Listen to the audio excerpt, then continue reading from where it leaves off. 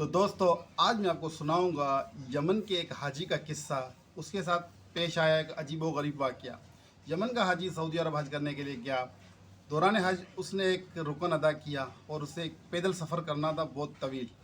उस सफ़र के दौरान गर्मी की शिद्दत की वजह से वो बेजार हो गया और रास्ते में उसे एक बिल्डिंग नज़र आई जहाँ से ठंडी ठंडी हवाएं आ रही थी। तो उस हाजी को ये जहन में बात आई कि चलो क्यों ना मैं इस बिल्डिंग में चला जाऊँ।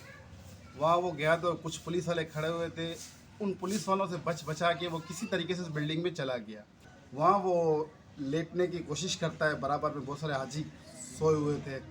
तो ठंड ज़्यादा थी, उसे आ गई नींद, उसकी आंख लग गई। तो थोड़ी देर के बाद जब उसकी आंख खोली तो उसे शदीद सर्दी महसूस होने लगी और वो ठठरते हुए, कांपते हुए उसने देखा कि एक पुलिस वाला उसको देखकर भाग गया।